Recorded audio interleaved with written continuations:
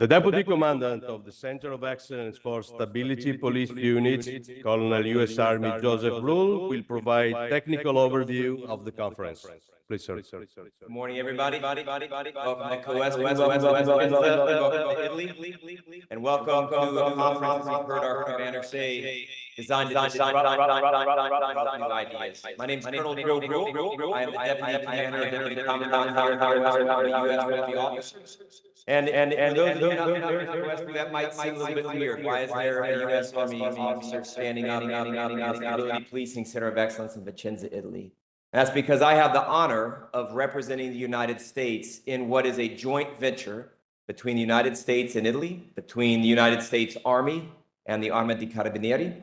20 years ago, the G8 leaders looked around the world. The Balkans was still fresh in our minds. The crisis in Darfur was in its second year.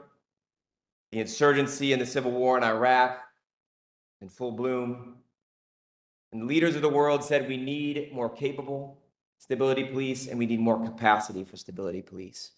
And so out of that idea was born the Center of Excellence for Stability Policing Units. And for the last 20 years, the United States, through its Global Peace Operations Initiative, has partnered with Italy and the Arma dei Carabinieri to train more than 15,000, almost 16,000 stability police professionals from over 128 countries around the world. That's the power of what partnerships can do. That's the power of what's been accomplished here at COESP over the last 20 years. And that's the power of what you are joining into today. So if you think you're just sort of coming to a 3-day conference, I want you to reframe your mind.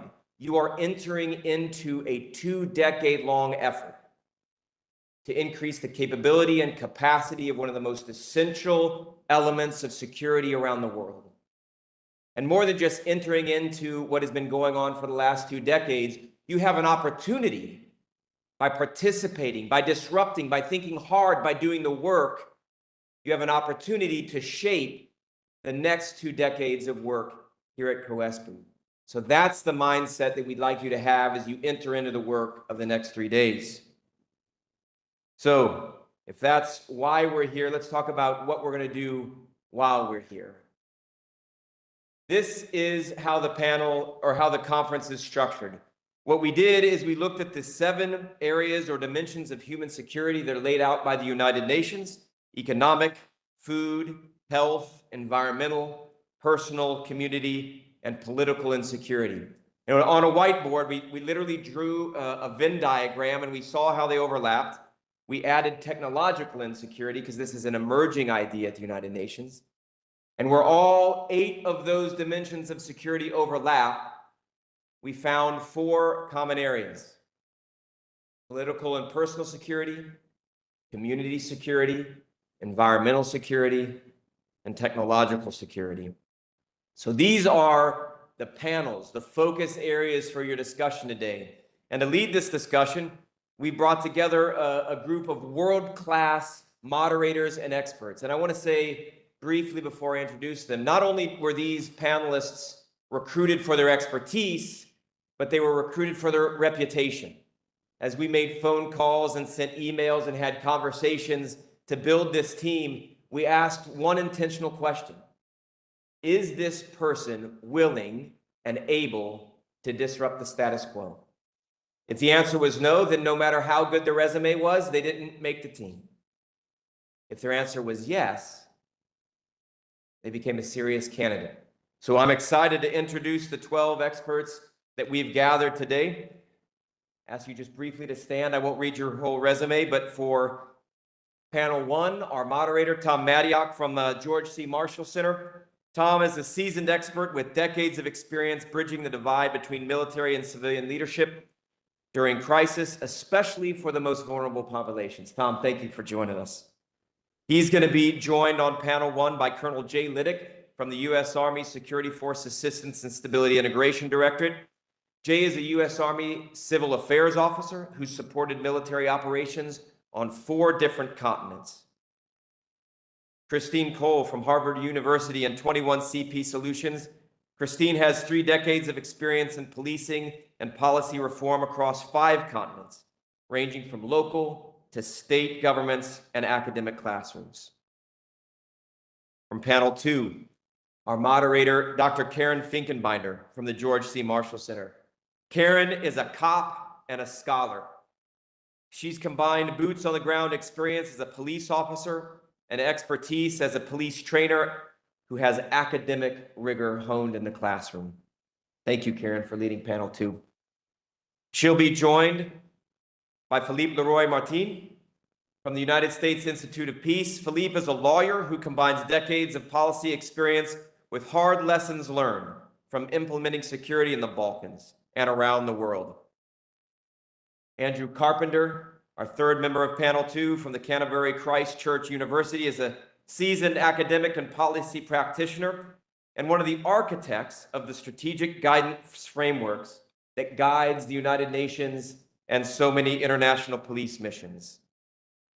For panel 3, we're led by Mari Latonen from the United Nations Environmental Protection Division. Maddie is a seasoned expert in policy and practice of environmental protection. He understands the impact of climate change on security and combines that with practical experience in the Balkans, Haiti, and Venezuela. Colonel Cristina Avanza, a fellow Carabinieri officer and the director of the Center of Excellence for Environmental Protection in Sambaria. Colonel Avanzo leads the Carabinieri's organization charged with environmental protection. She blends academic expertise and the experience of a police officer. Dennis Mahungal from Traffic. Dennis is a seasoned expert in the impact of climate change on human security, and he knows firsthand how disruptive and destructive climate change is, especially for the most vulnerable populations in our world. And finally, panel 4. Panel 4 is led by Mr. Mark Pedersen from the United Nations Institute for Training and Research. Mark is a United Nations professional with decades of experience in policy development, implementation, and assessment. And as a former New Zealand Army officer, Mark brings a pragmatic approach to everything he does and every challenge he tackles. He's joined by Professor Mario Conti and his assistant Severio, who are not with us yet. There's Severio. Great. Professor Conti and Severio join us from the University of Padua, and they are leading at the cutting edge of not just technology, but the theology that drives so much of what we do in artificial intelligence. They bring a passion for blending policy and technology. And finally, Mr. Wayne Colbreth, the co-founder of Epicuri. Wayne is an entrepreneur and a thought leader on how to leverage emerging technologies and maximize decision-making. And he's also committed to service. He has spent nearly 3 decades of his life serving our nation in and out of uniform, and has just recently answered a call from one of the United States Army's most senior leaders to shave his beard, hang up his suit, and put the uniform back on, bringing his expertise to the fight in Europe. So thank you, Wayne, for joining us. Let's begin with just a round of applause and appreciation for the leaders that have joined us today.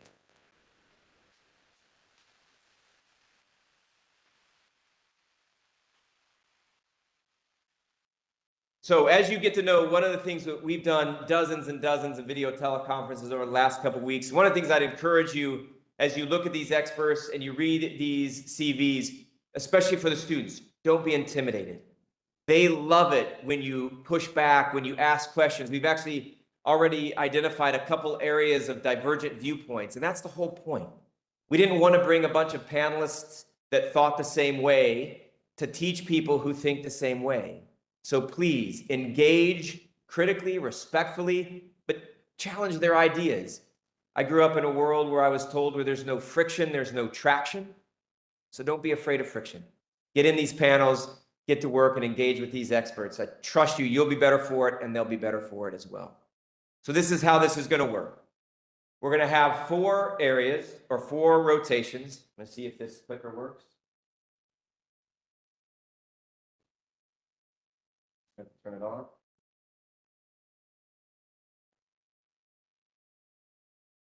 All right, I can talk through it even without a picture. So you're going to be divided up into 4 groups. When I get done talking, you're going to see on the bulletin or on the board, you're going to see 4 groups. Each one of your names is going to be in one of the working groups. And what you're going to do is you're going to rotate through over the next 2.5 days. You're going to rotate through all 4 of these panels in 90-minute blocks. And the way it's going to be organized is the beginning of this 90-minute block, the moderator will start with an introduction. They'll discuss the specific outcomes that that panel wants to achieve. They'll introduce the panelists. Each panelist will give a short presentation, and then we'll pivot to at least 45 minutes of a Q&A with the audience. So you are expected to engage while they're talking, take notes, ask questions, and be ready for a discussion. Because seconded to each one of these working groups is one of the directors of our academic chairs from the COESPU, and they will be taking furious notes. Their job is to capture ideas, lessons learned that drive us towards pragmatic solutions. And on day 3 of this conference, those pragmatic solutions will be synthesized and presented to a series of senior leaders that will be in the audience. The UN Police Commissioner Faisal Shakar, the Director of Human Trafficking from the Office of Security Cooperation in Europe, Dr. Carrie Johnstone. We'll have the Deputy Director of the NATO Stability Policing Center of Excellence, the Commander of the European Gendarmerie Force. We'll have senior representatives from the Department of State, the Consular General of Milan. And these are senior policymakers who will receive these pragmatic recommendations for how to better train, equip, and employ stability policing forces around the world. So as you rotate through, in session A this morning, working group 1 will start with panel 1, working group 2 with panel 2, working group 3 with panel 3, working group 4 with panel 4. Pretty self-evident. You'll spend 90 minutes with the experts from those panels. We'll take a break, we'll drink some coffee, we'll sort of have those informal conversations that are so powerful. We'll move to an afternoon section. You will shift one group to the right. Working group 1, you'll move to panel 2. Working group 2, you'll move to panel 3. Working group 3 to panel 4. Working group 4 to panel 1. Starting to see the pattern? Pretty self-explanatory. Session C, tomorrow morning, we'll shift one more. And then finally, the final panel on the afternoon of tomorrow, we'll shift one additional one. And at the end of that, each working group will have engaged for 90 minutes with each panel. The panel will have a synthesized set of 3 to 5 concrete recommendations. We'll gather back here on the 26th. We'll present those recommendations to the senior leaders. We'll have a wonderful lunch, and our work will be concluded. But I want you to know that this is not going to be a conference where we write the recommendations down, we stick them on a shelf, we hang them on a website, and nobody looks at them. General DeMagistris and I will return to Washington, D.C. and New York in the fall. We will present these recommendations to senior leaders from the United States Department of State, United States Department of Defense. We'll travel up to New York and we'll present them to Commissioner Shakar and his team at the United Nations headquarters in Manhattan. So the work you're doing here will ripple for the next 6 months into the policing world. So please take it seriously and be engaged. With that said, before I put the next slide up, are there any questions about the mechanics of the conference? I know I covered a lot of ground. All right, last set of people I'd like to introduce, the interns from COESPU. Can you guys raise your hands? We have some phenomenally talented interns. If you see them in and around the hallway and you're confused about where to go, what to do, grab one of them, they'll show you where to go. All right? With that said, welcome again to COESPU. Welcome to the Stability Policing Hub here in Vicenza. And welcome to this conference. These are the panels. Look for your name. Don't be intimidated. The print is small. It's in your handouts. You can check it there, and we'll leave it up as the conference concludes. With that said, Commandant, thank you. Let's get to work. Thank you, sir.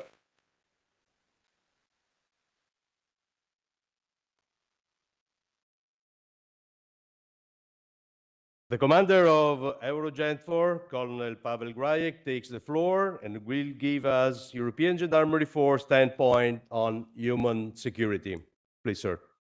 Ladies and gentlemen, colleagues and friends, good morning. It's a true honor for me to address you today and to do so in such a meaningful setting just days after I assumed the command of European Gendarmerie Force. I took my new role on 19th of June right here in Vicenza at Eurogen Force headquarters in this beautiful and unique setting where the International Stability Policing Hub is located. First and foremost, I would like to express my heartfelt gratitude to Brigadier General Giuseppe De Magistris, Commandant of GOESPU. His enduring leadership at the Center of Excellence for Stability Police Units exemplifies the dedication and professionalism that inspire all of us. The team, policing approaches to human security could not be more timely or crucial. It is also a subject that I have addressed throughout my service, especially during my deployment in Bosnia and Herzegovina and Afghanistan. The concept of human security teaches us that the true security is more than the just mere absence of violence. It encompasses the dignity, freedom, access to justice, food, healthcare, and protection from harm in all of its forms. As the newly appointed commander, I can assure you that these principles lie at the heart of my organization, and it's our crucial mission. Since its inception, our organization has been committed to the promotion and defense of human security. Globally, our personnel is deployed to 11 missions across 3 continents, from Sahel to Caucasus and from Ukraine to Mozambique. In such missions like EUBAM Rafah, EUCAP Somalia, EUFOR Althea in Bosnia, and EULEX in Kosovo, Eurogent4 contributes its distinctive capability, a police force with a military status able to operate in a fragile context where the civilian policing alone cannot yet function. This is the essence of stability policing. Beyond enforcing laws, it is about restoring trust, protecting communities, and building the conditions for sustainable peace. This is our mandate, and at its core, it's a mission of human security.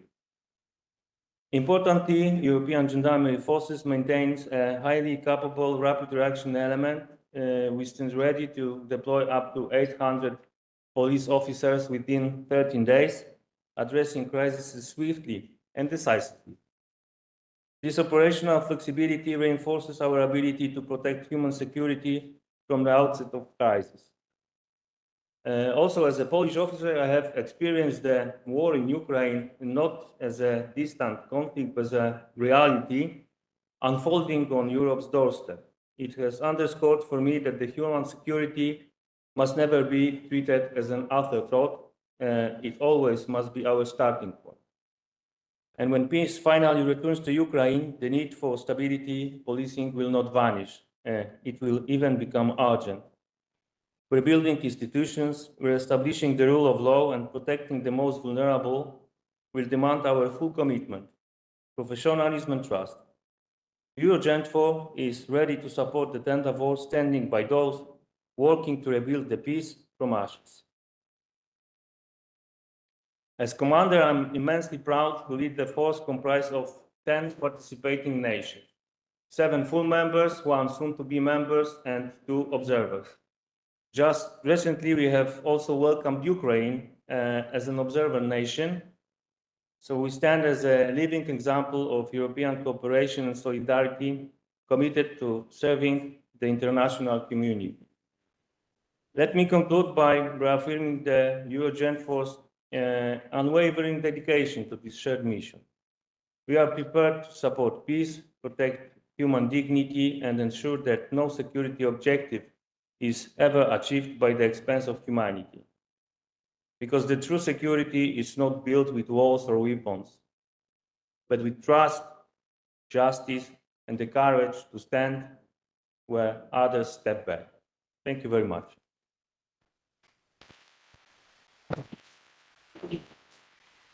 Thank you, sir. Representative of the NATO SPCOE, Lieutenant Colonel Pavel Jan Jurczyk, will now provide us with NATO stability policing perspective on human security. Please.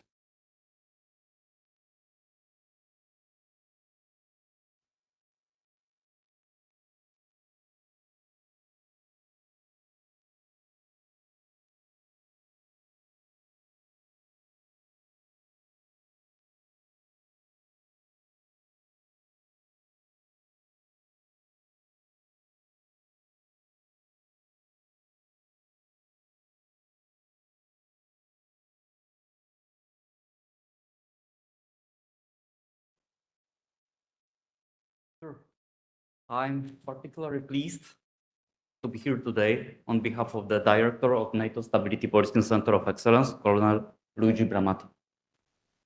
And I would like to present our NATO Stability Policing Center of Excellence position in supporting the idea of the utmost relevance of stability policing for human security. I would like to greet all esteemed specialists, guests, and express gratitude to COESPU for inviting us. Unfortunately, the director of the center is not available due to another urgent commitment. And I would like to express our general message about this broad topic. Please, next slide.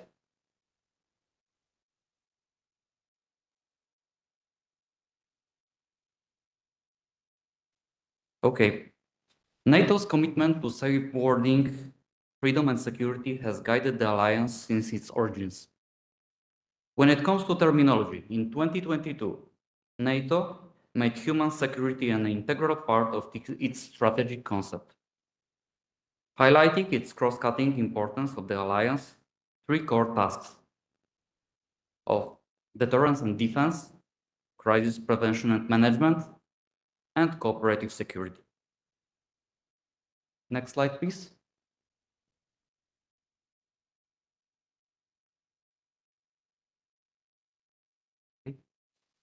Security challenges have continuously evolved, but civilians are always at risk. On the one hand, being deliberately targeted in conflict for military gain, but on the other hand, also being vulnerable to violent criminality that nests and thrives in crisis situations of all kinds. That is why human security agenda is mainstreamed across NATO's activities. Please, next slide.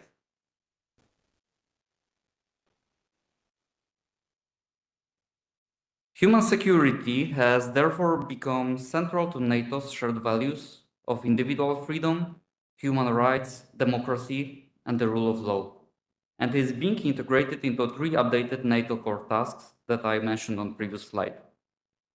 So, in a nutshell, the term human security refers to all risks and threats to civilian populations that may arise in NATO operations.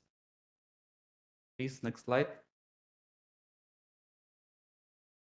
In general, in this disturbing slide, I would like to stress that violations against human security are crimes and therefore require a powerful and equivocal response.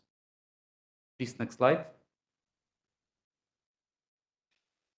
So, stability policing as the only expeditionary tool of the alliance capable of enforcing international and applicable host nation law across the whole continuum of competition can contribute to ensure this response. Please, next slide. Heads of state and government of NATO alliance formally outlined NATO's approach towards human security at the 2022 Madrid summit by endorsing the human security approach and guiding principles. This document provides the alliance with a common understanding of human security and sets the principles guiding its integration in all that alliance does. From human security perspective, the alliance focuses on key areas, so-called cross-cutting topics. The protection of civilians, preventing and responding to conflict-related sexual violence, combating trafficking in human beings, children and armed conflict, cultural property protection. Next slide, please. Building on the success of the 2021 NATO Stability Policing Center of Excellence, even on the role of NATO stability policing in cultural property protection, in 2023, NATO COE focused its Diamond event on human security, examining in particular the cross-cutting topics of protecting civilians, preventing and responding to conflict-related sexual violence, combating trafficking of human beings, and children and armed conflict. So in the panels, we explored how stability policing can contribute to their implementation. The impressive results showcased the added value that stability policing can provide to NATO military operations, even under the threshold of the armed conflict. Please, next slide. With a specific focus on people, NATO stability policing contributes to ensuring that individuals are free from fear and want. It supports their availability to live in dignity with their human rights respected and protected in line with Alliance core values of democracy and the rule of law. So in this sense, stability policing can play a crucial role for the Alliance. Commitment to human security. And we expect that this role will soon be recognized transversally and will be largely implemented. Next slide, please. The centrality of human security has also been recently highlighted by Supreme Allied Command for Transformation, which in its role for innovation booster for all sectors of Alliance, has enhanced a specific request to all NATO relevant stakeholders to support the process of implementing the human security principles across all sectors of NATO commitment to peace and stability. Next slide, please. The NATO Stability Policing Center of Excellence issued a few months ago a report on stability policing and human security within NATO, accessible online. This report was intended through the results of the outstanding international conference of June 2023 to provide the requested answers to the strategic comment as a tangible, up-to-date, and significant contribution towards the broad understanding and implementation of human security. Next slide. We believe that human security is a radical game changer from all perspectives, and we are also convinced that stability policing could be the way, might play a crucial role in putting this new perspective into action, with its human-centric, protective attitude, unparalleled in NATO doctrine and capability landscape. For this reason, we praise the COESPU choice of focusing its 20th anniversary signature event on human security. Putting back the human being at the center of military operations is not just a doctrinal gesture, doctrinal endeavor, but it's the only way to ensure legality and humanity even in the full-scale war, the most dehumanizing expression of human behavior. Next slide, please. So, sir, esteemed guests, thank you for your kind attention and I would like to wish to COESPU to continue with its outstanding activity in favor of peace, security, and the human being. Thank you so much.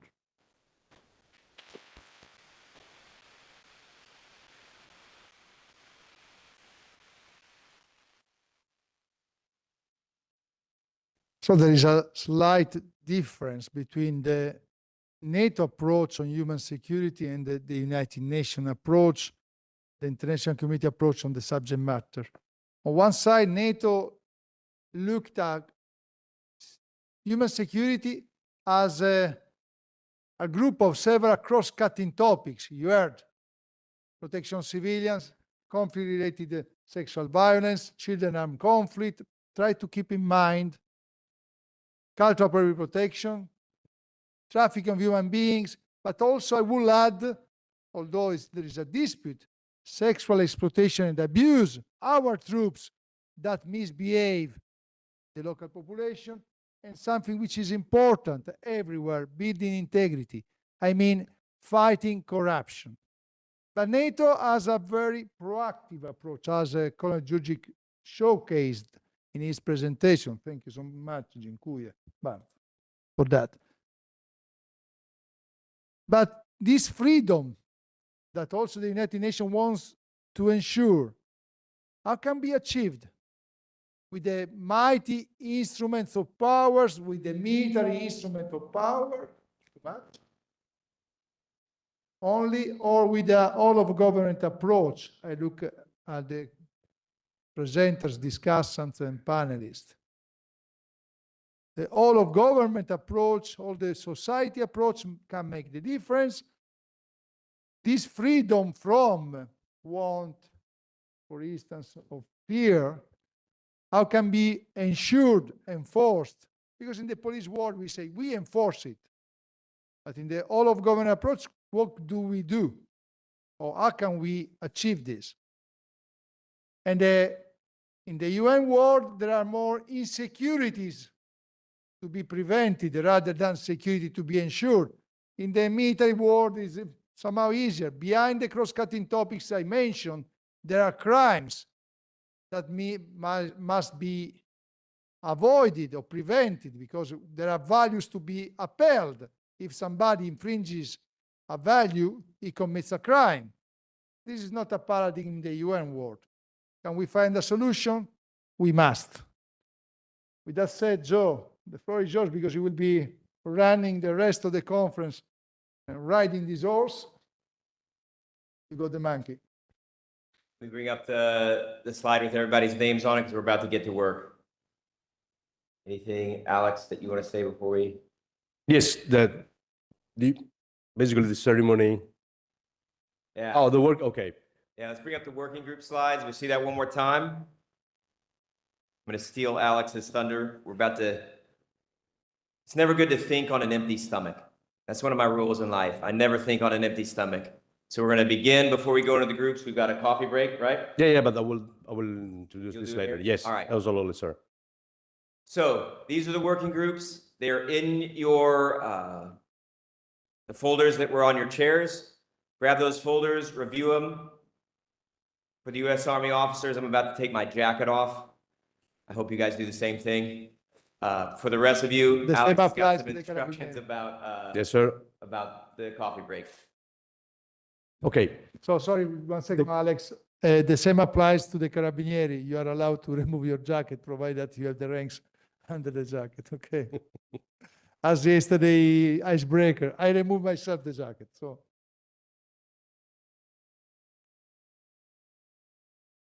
So, ladies and gentlemen, this concludes the opening event, and the authorities will now leave the hall. Please rise.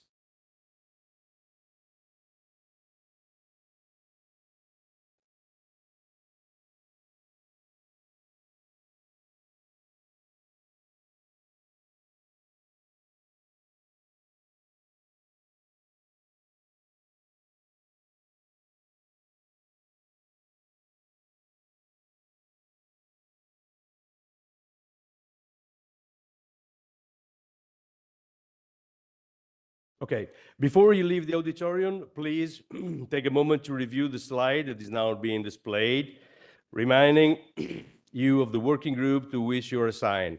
You're kindly invited to enjoy a coffee break in the ballroom opposite of the library here in the Parade Square, and the international conference will resume with all panels component in their assigned rooms.